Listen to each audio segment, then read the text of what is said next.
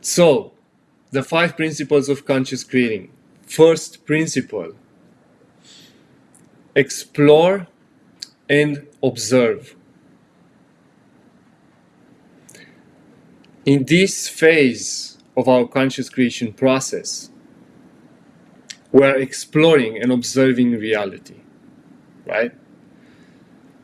Many times we don't know who we are, we don't know why we're here, we don't know why the world is the way it is, and this is a time where we can experience a little bit of confusion and chaos,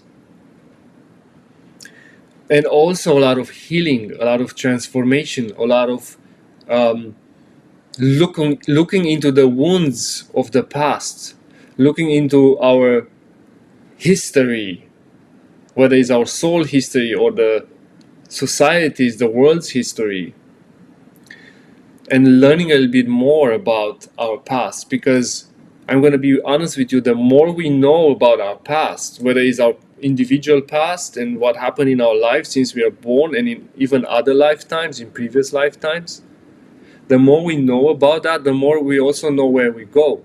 The more we are retrieving gifts and blessings, because there's lessons that we have learned on this journey. And there's challenges and pain and suffering and catalysts that so many of us here and everywhere have transformed or are still going through at this very moment. And these are the things that are here to transform us and to make us and shape us into what are we going to be from now on, right? So in this explore and observe period, we are getting to know ourselves. We are remembering our power. We are remembering things from the past that affected us in a certain way, such as, again, our traumas, our conditionings, our limitations, our beliefs. And we are doing the work required to transform this into blessings, because this is why these challenges are there. I know that so much we want to become or we want to stay into a place of being victims and finding excuses and blaming the external for where we are. And I'm not saying that is not valid. Justice has its own way and it's required at times, right? But what really helps in these times is when we look at ourselves, look at our pain, look at our things that challenged us really deeply, and be responsible for that to be transformed. This is what the point of all of this is. When you get to transform these things, when you get to say, I have a word to say in this, I have a choice, then you are taking your power. You are already stepping into who you are, which is a creator, not a victim.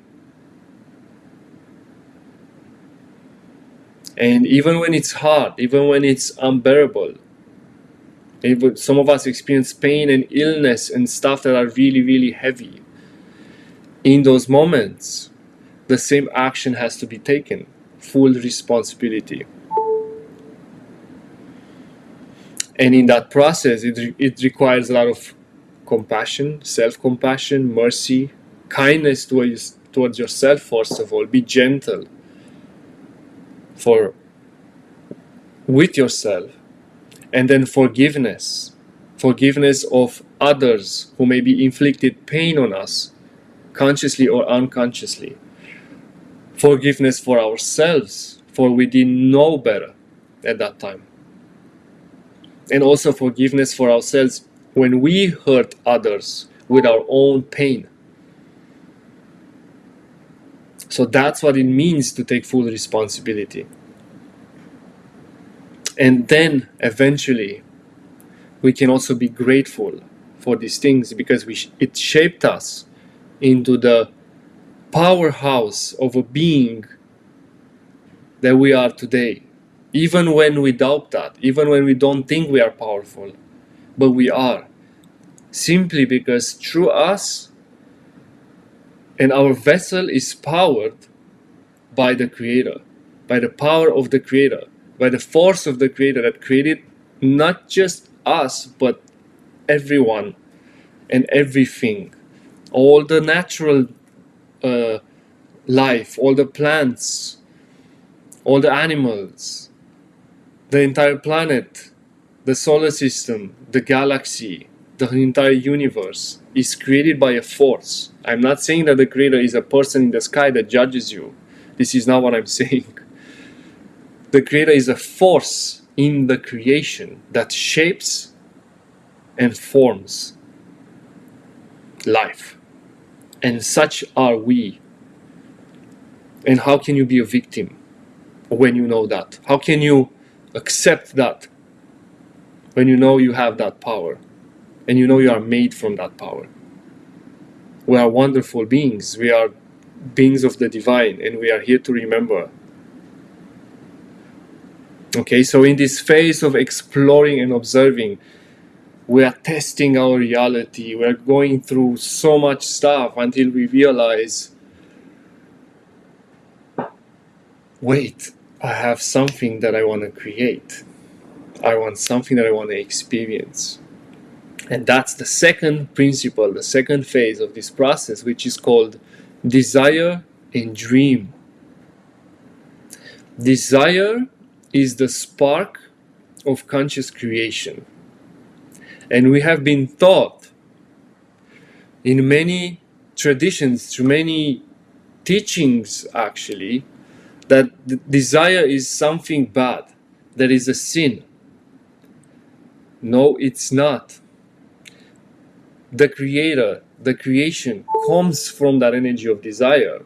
It desires to experience itself through so many planets and galaxies and solar system and worlds like planet Earth and humans and insects and natural life and ecosystems.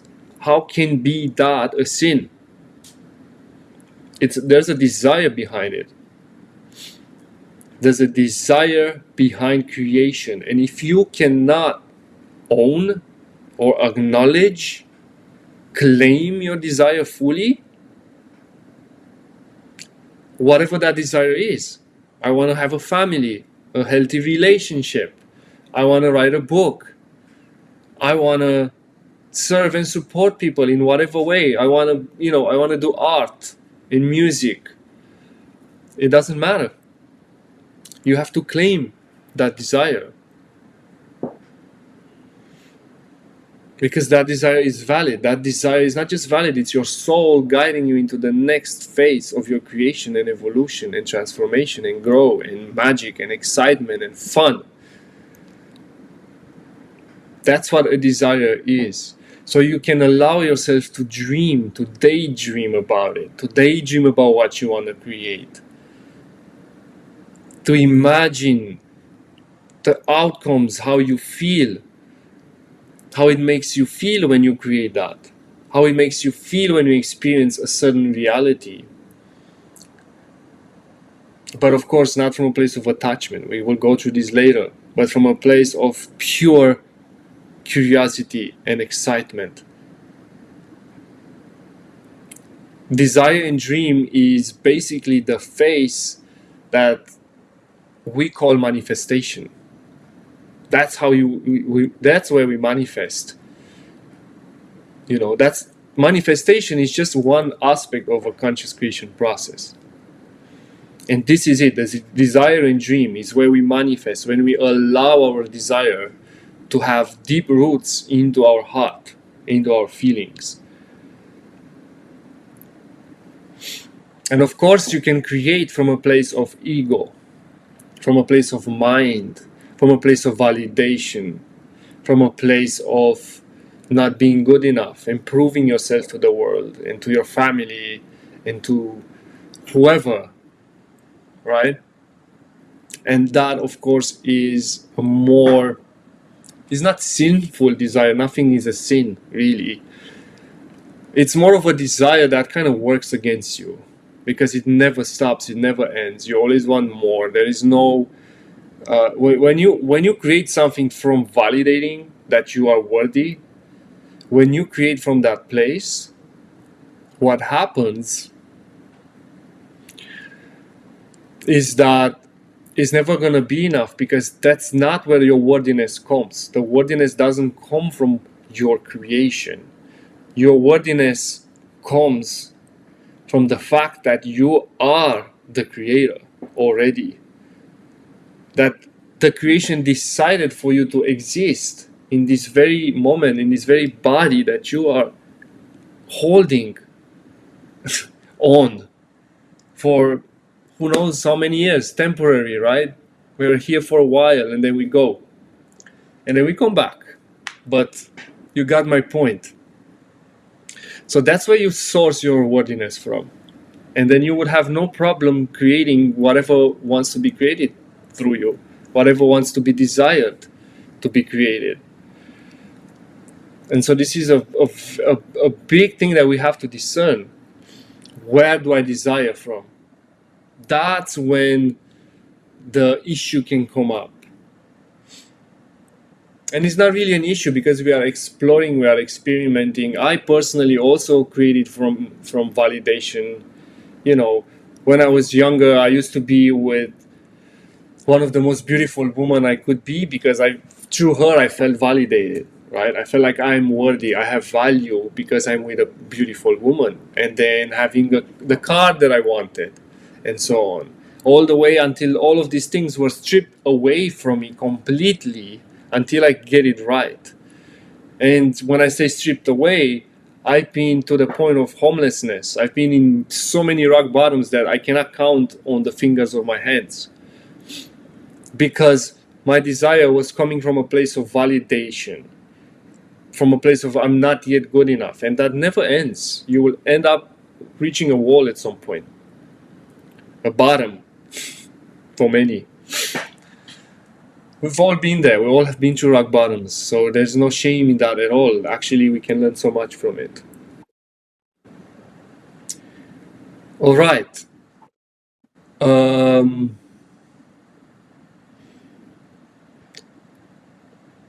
So yes, make sure your desire comes from your connection with the Creator, from your connection with the Creator and the creation as well. From being in harmony with life, with the natural law, with the divine. And your desire will transform into blessings and miracles. And I say this because I experienced this as well. And I'm here experiencing it on a very regular basis. And I'm grateful and blessed for that. And I want the same for everyone, because it's possible and we can live a life from that place. This is where we're going. This is why this whole awakening journey is all about. Now let's go to the third principle of the conscious creation process. And that is create and play. As simple as that. If the second phase was about manifestation and desiring and allowing yourself to feel what you want to bring into the world, this third phase of create and play is when you are actually engaged and involved deep in the process. And this is why I call it play, because it actually is a play. We have made the creation process very serious, very heavy at times, where we are like, oh, I don't have energy, I'm exhausted, I'm tired, I don't know what to do. We are approaching it from the wrong place. We have to approach the creation process from playfulness. And to give an example, this is the phase where, let's say, you have been receiving a vision of writing a book. Now, in this create and play phase, what we do, we are actually taking action on that process. We are sitting on our laptop or taking our notebook and we are starting to write, we are immersed into the creation process, right? And this is the phase where most people give up of their creations. This is the thing about this. I'm going to tell you why. And say, oh, it's so intense, I don't know how to write a book, all of these stories. Well, because when you're writing, you're actually connecting with that frequency of being the creator and the inner child who's excited about it. That's who is creating. It's your inner child who is creating. But because we have been conditioned in the past, our inner child was suppressed and conditioned to only be in a certain way, to only act in a certain way, to only do certain things, then we have forgotten our joy, our playfulness, our excitement in the process. And so when we are in our 40s, 30s, 40s, and we are coming back into, I want to write a book about my life or whatever it is. I want to create a coaching program and support all people. You will experience this sabotaging and doubts, narratives in your own mind and stories of how you're not worthy, how you're not good enough, how this and that, how you're doing it wrong, how you don't have enough credentials and certifications and qualifications to do it, and so on and so forth, because we have been trained since early age into these weird, limited educational systems that simply suppresses more than liberates, more than it teaches you things. I'm not saying that all of it is wrong, no, but there's an obvious part of it, a big amount of it, where we have been disconnecting from ourselves because of educational systems wired in survival mode, wired in hustle and go, and 8 hours a day, learn for how many years, like 20 years, right? Like a lot of time, almost 20 years to graduate from college, and then do what? Become working someone else's job. You don't even get that job because you don't have experience, and so on and so forth. You see how rooted, how rotten at the root this whole educational system can be. So something has to change a lot there, right? And so I would love an educational system when people ask me, my teachers ask me, what are you here for? What is your purpose? What are you excited to create? That's the educational system I want. That's what we should build on this earth. That's the schools that we should build on this earth. And of course, we learn all about life and all about the mechanics of life and whatever. We learn about this planet and why we are, how to live our lives here, what is to expect here. Absolutely. But we should learn how to create here the most. This is where the gold is coming from. And we haven't been doing that. Almost none of us. Is there anyone here that has been taught at the early age of 7 or 8 or 10 or whatever how to create? If there is such person, I want to see. Please speak or remain silent, because unfortunately we are all affected by this, right? Nothing really happened unless we've been born in a family that were living in very conscious, healthy ways, and they've been educating us differently. None of us know, right? And so this is the family we are called to build and create from now on, actually. So yes, in this process of create and play, our inner child is the one that took the most hit from trauma, from things, from abuses, from conditioning, from programs, from limitations from the past. And so that is also where we have work to do, so that we can move on with our creations, so that we don't sabotage them, so that we don't wake up in the morning and say, I'm not worthy today. I don't feel like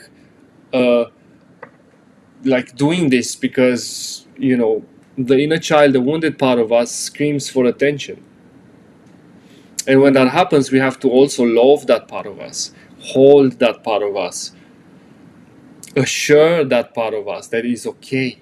Right now it's okay, and we are responsible now for what we are doing, and we are approaching it differently. We owe that to our inner child, right? That kind of assurance and love. And so, yeah, this is the part where most people fail to finish their projects. Unfortunately, this is the truth. Maybe 90% of people that start some creative project, that have a big dream, that want to become successful doing what they love, this is where they stop. This is where they give up. This is where they doubt. Well, I'm here to say and to be proof of that, which is that you can outgrow this challenge. And I'm also here to say that all the challenges that you experience, all the catalysts, all the struggles in your life are there for you to help you outgrow it. They are there for you to look into it and see and feel what doesn't feel right. And love yourself through that process and choose differently. Do a pattern interrupt. And let your soul be at the steering wheel of your life. Not our ego, not our wounded aspects. They can be on the passenger seat, warning us for danger, right?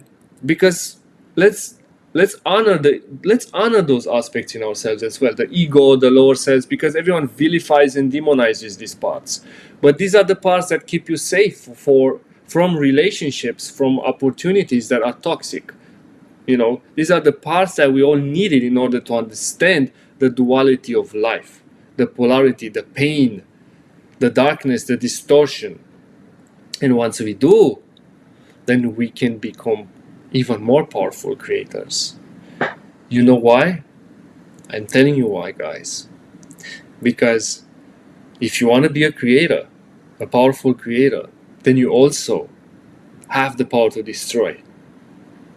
And if you give power to someone that is not healed properly, someone that has psychopathic tendencies because of their trauma or whatever, narcissistic, sociopathic, whatever terms, whatever we call them, doesn't matter.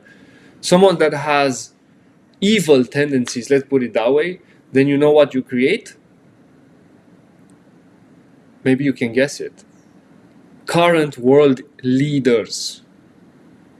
Leaders of societies and countries who shoot missiles at each other at 7 a.m. in the morning because they feel like somehow they have the right to do that. They have the entitlement to do that. So that is the power of the destroyer that is not integrated. Because a destroyer who is integrated, you know what that destroyer does? He is destroying his own limitations. He is destroying, through love,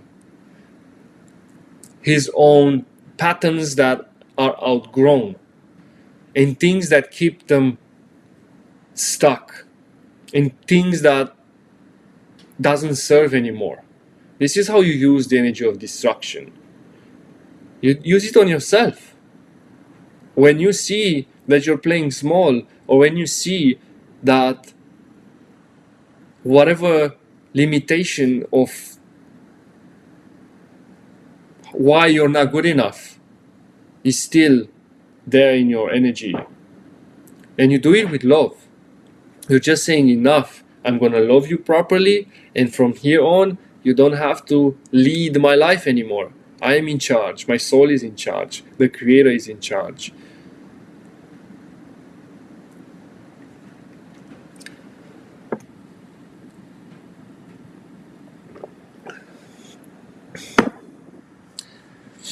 and then we see miracles and blessings in our lives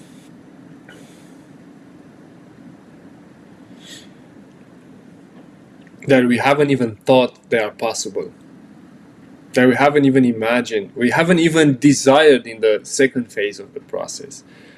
That's how beautiful life can get. We are surprisingly and shockingly empowered by life, by the Creator, in ways that we haven't imagined. We are blessed beyond belief. And that reality is possible. That is the reality of miracles. When sometimes even just being who you are is enough to receive even wealth and abundance and money and anything.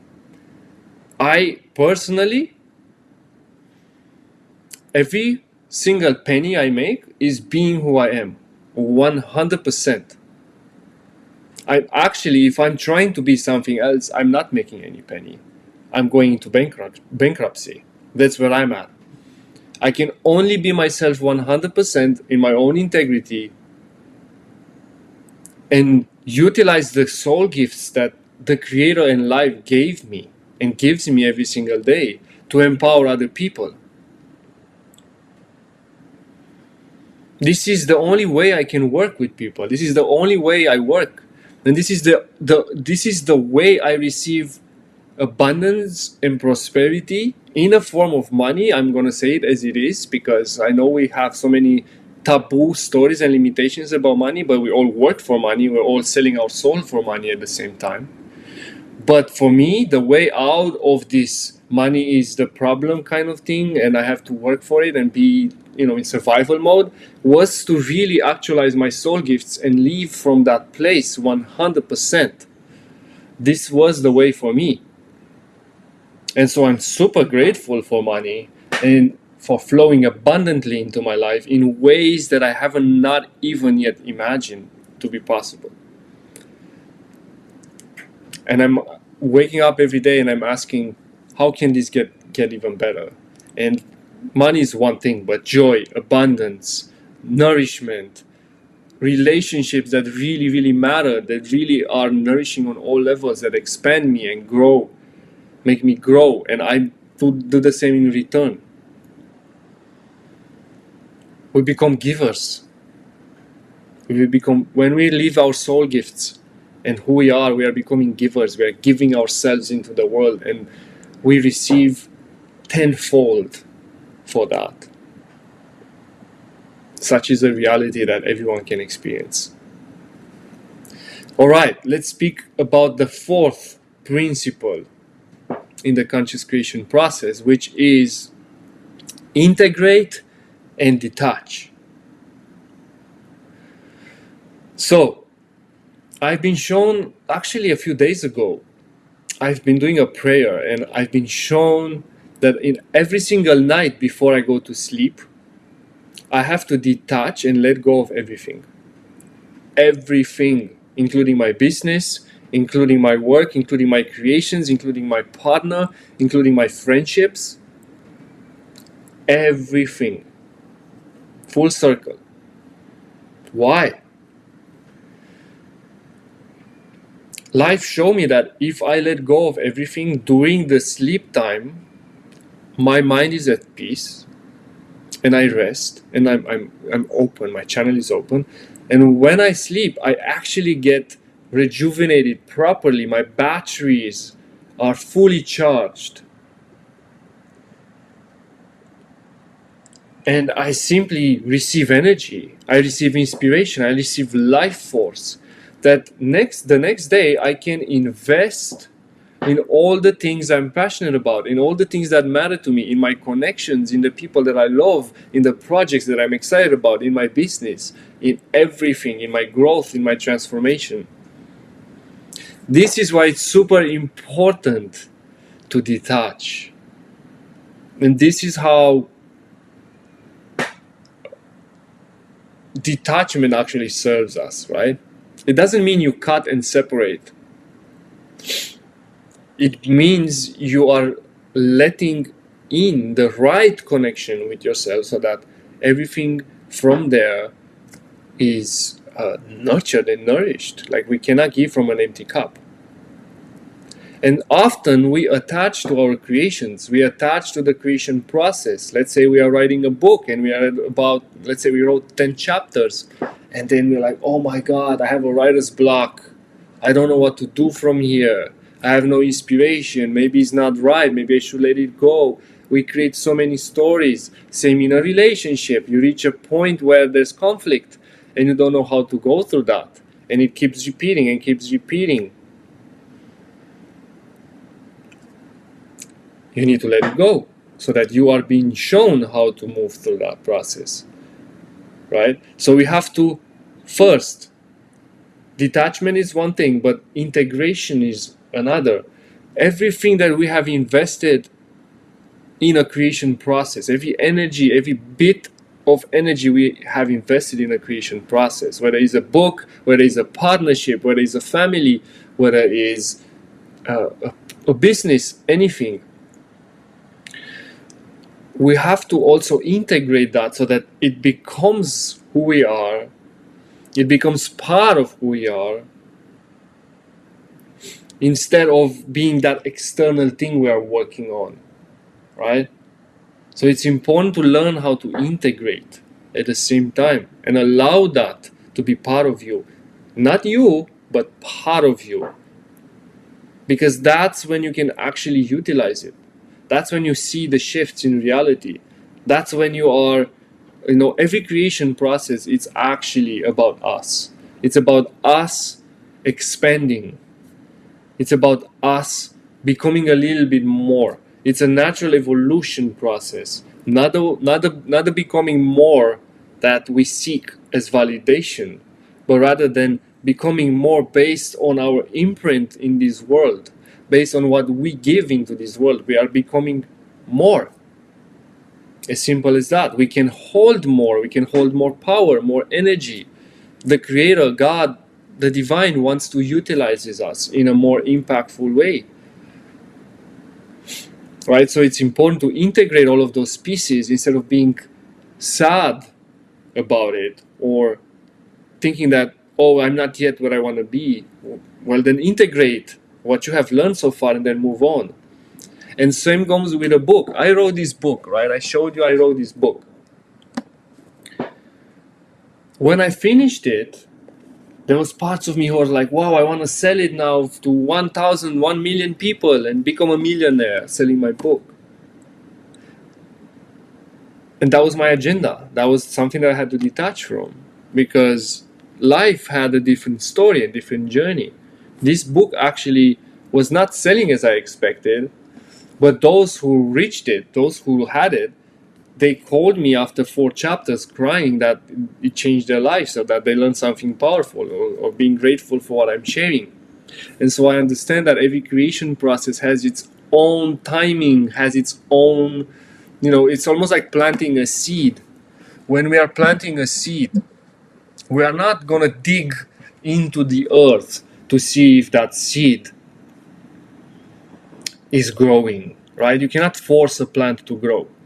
You don't just dig in there and, oh, I want to control the process and I want to control how the seed is going to grow. No, what we do, we trust. We trust.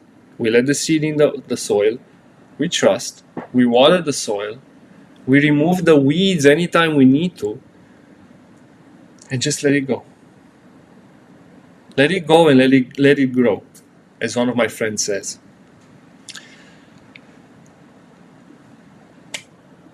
So this is applying for anything. This is why it's important to integrate, detach, to allow the process to happen. And when you also slow down and allow it to happen, guess what? Then you're going to see a bigger vision. You're going to see a bigger perspective of your process. You're going to understand a little bit more, and therefore you can come in with even more inspiration, even more power, even more energy towards the creation process, whatever it is. So this is why this is super important. And it's something that, to give an example, back in the days in Hollywood, remember that everyone was rising, was going so fast to the peak of being famous and known worldwide for the music or the movie or whatever. And then they had a dark time. Right after that, it was a dark time going down and hitting the bottom again. That's because they didn't integrate it, the journey, and also because they attached to the image, to the outcome of who they are and what they are so bad without integrating. We don't want to do that. You can you can so much save your energy and yourself in this process when you understand how important this phase is. I hope this makes sense, really. This is probably, after you create it, this is the most important thing you need to do. Otherwise, you're going to go through hell. Depends how big your creation is. And you don't want that. You can avoid that. And don't let that scare you, because if you have created already something that is powerful, the universe, life, the creator has a way of holding you through the process. But this is just for you to understand and know what to expect, to have a map, a structure, okay, so that your mind can relax a little bit more into it and know what to do in those moments. And finally, we reach the last principle, which initially I called repeat only, but now I like to call repeat and master. What is this principle all about? This principle is about understanding that the creation process is an infinite process that never ends. It always happens. So you need to repeat this process all over again with anything that you're doing in your life. This is a process that constantly repeats. You can see this pattern in nature, in the way a fruit is growing, right? The tree bears fruit for a season, goes down, bears fruit again, goes down into, I don't know, winter time if you're in a winter area, or maybe a time there where it nourishes itself. Basically, that's what happens. It nourishes itself with minerals, with the soil, with everything, or it takes a break completely, and then it bears fruit again. So we are the same. We are no different. Same with the whole Earth cycle. It's the same thing with the seasons, or with the galactic cycles. The way the solar system moves around the galaxy is the same thing. There's eras and cycles. But the thing happens, and it happens again and again. That's the pattern of life. It constantly creates and evolves, and each time it's a little bit different, and there's different experiences. It's so intelligently made this way. It's beautiful. And so the mastery in this, right, is how much you get to enjoy this process, how much fun you have in your journey, how much excited you are for everything that you are creating. It's not about how other people perceive what you're creating. It's not about the world. It's about you. If you decide to have a family, to make a family, to build a family, do you do it because you're excited to be a father and a mother? Or do you do it because you want to have kids because society told you that way? You know what I mean? If you want to write a book, do you do it because you want to prove yourself and the journey you've been through? Or do you do it because you love writing? Or maybe both. It can be both too. But I'm just saying, like, be intentional about the process and make sure you enjoy the journey. That's the most important thing. If you don't enjoy the journey, if I would write that book without enjoying it, you will feel that. You will feel my frustration. You wouldn't want to buy a book that is made with frustration, wouldn't you? So the mastery, which is a continuous process as well, is in how much we enjoy it.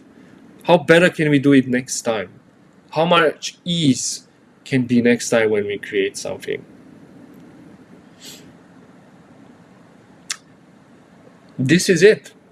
These are the 5 principles of conscious creation. Let me know in the comments how this resonates with you, what you feel to express. If there's any questions that come up, if you identify with any of these phases and you want to share that with me, let me know below.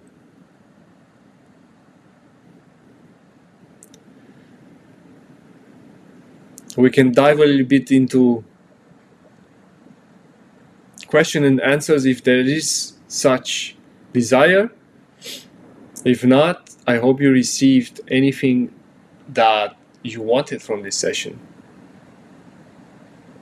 And for those of you who want to connect with me directly, who want to explore this more in depth, who want to maybe work together, maybe co-create together, maybe just share where you are in your journey, share where you are in your process, then you feel like a resonance, you feel like a personal connection, feel free to shoot me a message right away.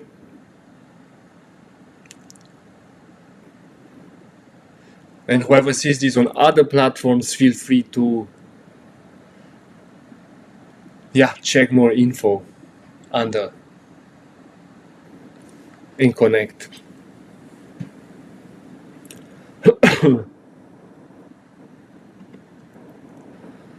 I guess that's it for today.